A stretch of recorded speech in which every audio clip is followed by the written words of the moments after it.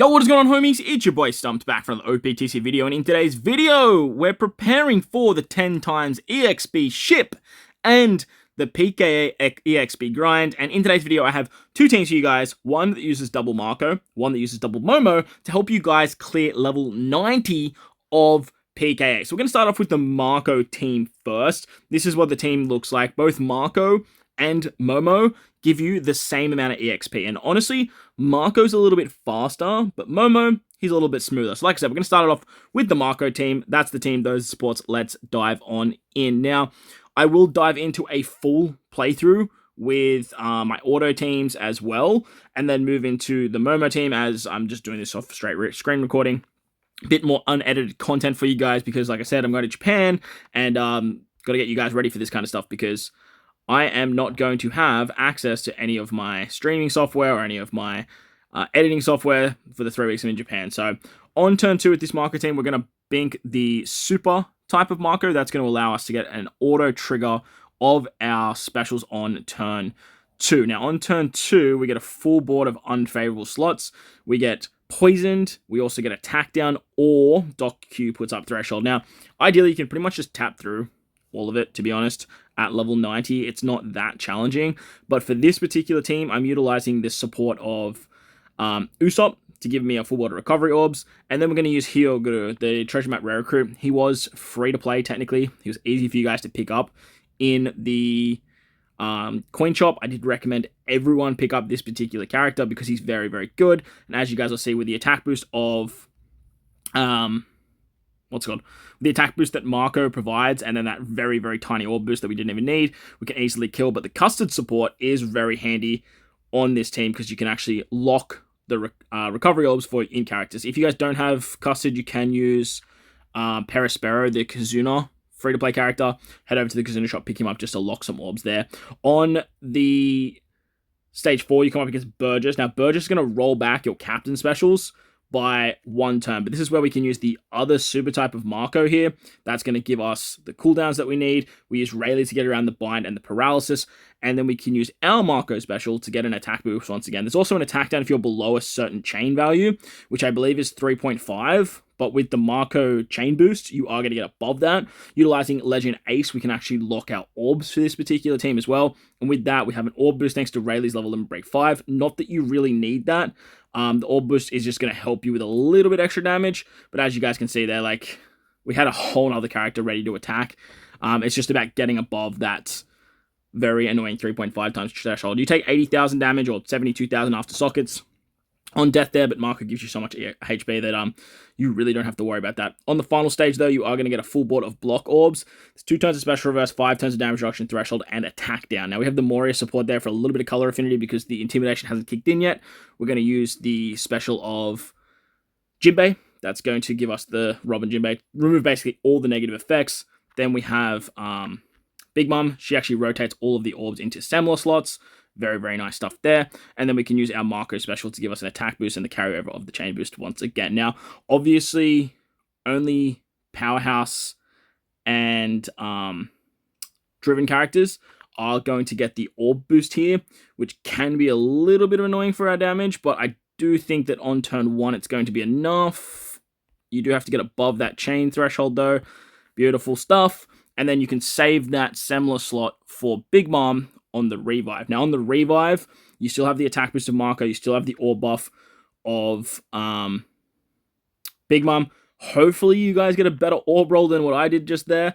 But remember, now you don't have to worry about stuff like the attack down below a certain chain and all that nasty stuff there. So, pretty simple stuff. Very, very nice work from Marco getting it done at level 90. This is going to give you guys around 300,000 EXP, which is a lot of EXP. And once you hit level 150, this is the best way to sort of grind up your account without just having to sort of bang your head against a wall and just continuously run auto teams on GPU and stuff like that. You also get a lot of really, really good rewards from PKA in terms of stuff like green tickets. You also get turtles very, very easily. You can get cola, which is very, very handy at the moment as well with leveling up ships and all the super cola they're giving you as well. So if you get to level 90, you want to use a Marco team, that team is going to suffice very, very nicely. But along the way, what do you do along the way? Now, I always scream at people to make sure that you keep your mini-boss levels very, very low. And what I mean by that is once you hit level 100 plus, or if you're on level sort of 20 to 40, you'll get both the mini bosses shown on the map at the same time. Now, unfortunately, we're going to have to sacrifice that rainbow chest. So the things I do for you guys, like, what can I say? You get both these mini bosses on the map, and 9 times out of 10, you want to actually go for both the mini bosses. So with that, if you keep them at level 2 and level 4 respectively, as you guys will see here, we have Krooby at level 1. So Kobe's basically just super easy to take down. You go over, you use either Momo or Marco as a captain. It really doesn't matter. I stereotypically just pick the one that has the highest boost for the highest boosted characters. So at the moment, Bonnie, the Stussy, Lucci, and Kaku unit are getting boosted, as well as Arlon Crew as your extra drops. And then Rayleigh's just a nice 0.75. So obviously with that, I want to use Momo as my captain because Momo can boost slashes rather than Marco boosting fighters. So we just get more buffs with this team. That's why we're using Momo. But honestly, the content is so easy that you guys can just use Marco. Now, there's 2 ways of doing this. I've rambled on in so many videos about this, but look, I'll put it all together for you guys just in one swoop of a video. You can run this 2 ways. When you're using Momo, I always find it just better to just single tap your way through if you guys are sort of sitting down and playing the game. Now, just tapping your way through means Momo's end of turn damage will basically kill all the mob units, and you can just really do some really good stuff there, as you guys can see. But if you guys are cooking dinner, walking the dog, doing your homework, I don't know, doing stuff with the missus, like, you can just easily hit the auto button and kind of let the game play itself. Momo obviously has end of turn damage as well, which will just work very nicely, in the sense that if you don't actually kill the mob units with the auto taps, and you are utilizing, say, Momo and a whole team that's not boosted, you can easily just take down these mini-boss fights. Now, there is an exception to this, obviously, with the CP0 unit being a fight that blows away your positive effects. But as you guys can see over here on the Kobe fight, it's very easy to just utilize your specials. Utilize the auto strat and let Kobe's end of turn, not Kobe, Momo's end of turn damage just do the rest. I was looking at Kobe and I just said Kobe. Momo's end of turn damage will basically just cover the tracks of what the auto team doesn't hit off the bat. So very nice stuff there from Momo getting it done, getting another 303,000 EXP. On top of that, you pick up a guaranteed 3 extra drops, which is really nice for your turtle gains and getting stuff like your Chopper Man missions done. Even if you guys don't use meats every single day, 3 green tickets, yes please. Even if you guys don't use meats every day, if you guys run this particular strat, you guys will easily get to the 500 turtles before the time limit's done. So once you hit CP0, you can dive back in literally with the exact same team, and you can literally just hit auto once again, and the game will basically just play for you. But with this CP0 team, I believe that just sort of tapping your way through or hitting auto and getting to a particular point makes it way more bearable. Because if you run this particular strat and you have, say, 5 stamina to burn through, it will take you about an hour of your time to sort of sit down and actually play through these mini-boss stages. And I'd highly recommend doing these mini-boss stages, even over doing level 90, purely because, 1, they're a lot easier. You can easily get a bunch more turtles with your crew members being boosted. And on top of that, these mini-boss fights are the ones that actually give you rewards at the end. When you hit level 90 or level 150, when you beat the boss, you don't get anything for beating the boss. You just get the satisfaction of completing the run. With the mini-bosses, though, you actually get the reward at the end that you guys can pick, which can be green tickets, can be cola, can be turtles, can be rumble scrolls, a lot of things that you guys can use to benefit your account. Now, if you guys want to keep the final boss at level 20 or level 40, that way you get access to both the mini-bosses and a very easy kill, so that way you can get as many turtles as possible, and then once you hit the 500 turtles, build your way up from there, go for gold. Like, no one's stopping you. It is a very viable way of playing the game mode, and I know a lot of people like to do that. Myself, though, I'm not a huge fan of doing that, purely because, 1, I want to make content for you guys, and 2, once you get to level 100 anyway, you're going to have access to all of these mini-boss stages regardless. So I feel like if you just sort of race your way to level 100, then you'll be in for a good time. However, that obviously depends on your account. If you're a newer player, if you're even a mid-game player moving into that sort of end-game echelons, running these lower levels will definitely be more beneficial for you in the long run, purely because that way, if you can't, say, beat level... Why did I do that special? That was the wrong special.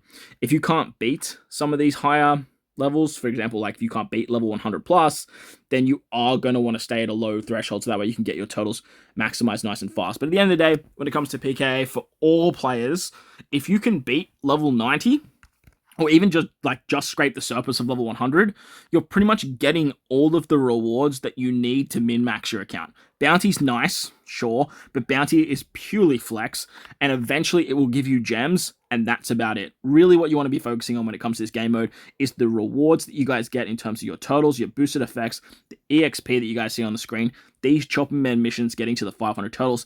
That's what you should be prioritizing over anything, and getting to level 90 is going to give you the best rewards possible for the actual game mode. On top of that, you want to be doing your PvP fights, not every single time. Obviously, you only need to do a certain amount to satisfy the Chopper Man missions, but these missions give you Super Cola. It's very, very, not Super Cola, green tickets, which is imperative for buying stuff like Super Cola. You can buy stuff like gems, or you can buy characters you're missing, especially if you're a new player. You really don't want to be locked into that shop system where you've missed out on so many characters or so many PKA units, and you need green tickets to pick them up. On top of that, we have characters like Exchange Ace, who is absurdly expensive, and because they've already done Ace, it leads me to believe that they're going to obviously do more exchange characters in the future, and you don't want to sort of fall behind on your green ticket gains, and that's a big reason why I prioritize them more than anything. For myself, obviously, I don't have to worry too much about other things in the shop, but especially for you guys that haven't been playing the game for as long as, say, myself or some of the longer endgame players, you guys are going to need these green tickets to pick up particular characters in the shop. Stuff like Quick Uta, for example, is incredibly powerful. Some of these 5+ PKA units are very, very good to have for particular fights, like getting your level 90 to 100 done. A lot of my level up to level 100 videos that use the Gear 5 and 5+ Luffy combination use stuff like level limit break straw hats and some of those other older PKA / point farming units, because they can give you extra drops and stuff like that. So they're definitely worth some investment, but not all of your resources. As you guys can see, they're getting those extra tickets from this particular Rumble fights are easily the best way to do so. And you can do either Rumble fights, you can do the easy one, you can do the hard one. It really does not matter. You just have to get a certain amount done, so that way you can sort of min-max your account. But moving on to Blackbeard once again, as you can see, I haven't even hit level 150 yet. I've just been sort of taking my time with the game mode. I probably will hit it tomorrow, to be honest. I wanted to do some level 90 content for you guys, as well as test out a bunch of teams, but this is the Momo team that we're going to be utilizing. Obviously, it runs a little bit smoother. It has a lot more damage output, but it does require a little bit more than what you saw with the Marco team. The Marco team honestly worked ridiculously well. That was actually the first time I ran it, which was crazy. I have tested this particular team, and it definitely does work as well. But that's the team. Those are the supports. Let's dive in. Now, as mentioned with Momo, compared to Marco, he's a little bit slower, because you have to sort of sit through this end of turn stuff.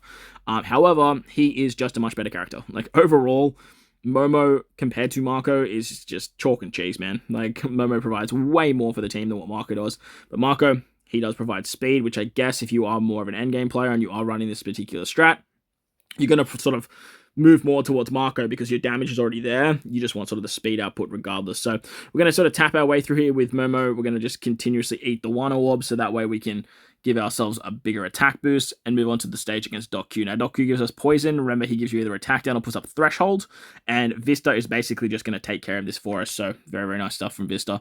We're going to swap with Robin Koala, and we're also going to use the special of Bonnie. Utilizing Bonnie's special ability here is going to allow us to get a chain boost as well as a carryover effect for a chain boundary buff as well. Now we're going to double, well, we didn't actually even need to double pop the Vista special, because I believe we remove one turn of threshold with Robin Koala's swap ability, so you could honestly save that if you really want to. Do we need it? You know what, we will save it. There's no point using it here. You do want to hit 2 perfects here, so as you guys will see, I did actually save the Wano Orb on Momo, but as you can see, you really don't need it. Make sure to tap with characters that aren't int units first, so that way you don't just overkill. But having that one particular Wano Orb on Momo means you guys are going to easily be able to kill once you get around to that particular spot. Now that we've got the chain boundary for turn 4, Burgess is not going to have to worry about that below 3.5 times attack boost. All orbs will have a negative effect, as you guys can see with the top right-hand corner. They have a 90% attack down, and this is where we're going to use our first Momo super type.